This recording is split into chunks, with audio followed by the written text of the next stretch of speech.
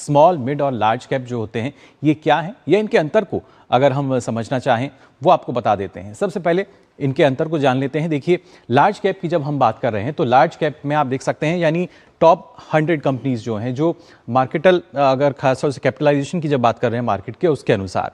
Mid cap में वही जो कंपनियां हैं वो आती हैं 101 से लेकर 250 तक, जिनकी रैंकिंग कैपिटलाइजेशन के अनुसार होती है। और जब स्मॉल कैप की हम बात करते हैं तो आप देख सकते हैं 251 से आगे की जो कंपनियां हैं वो यहाँ पर स्मॉल कैप के अंदर आती हैं।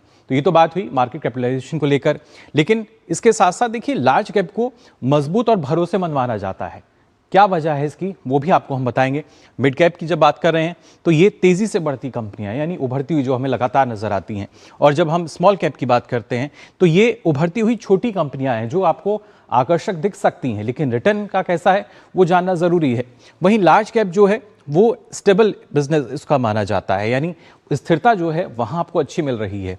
जबकि मिड कैप की बात की जाए तो अच्छा ग्रोथ पोटेंशियल है, यानी जो उभर रहा है, जो लगातार आगे बढ़ सकता है, जिसमें अवसर हैं। जबकि स्मॉल कैप की बात की जाए तो हाई वॉलेटिलिटी जो है वो नजर आती है, यानी एक तरीके से अस्थिर इसको हम मान सकते हैं। और वहीं देखिए लार्ज कैप जो चुना जाता है, कम रिस्क और स्थिर रिटर्न, ये रिस्क जो है वहां कम होता है।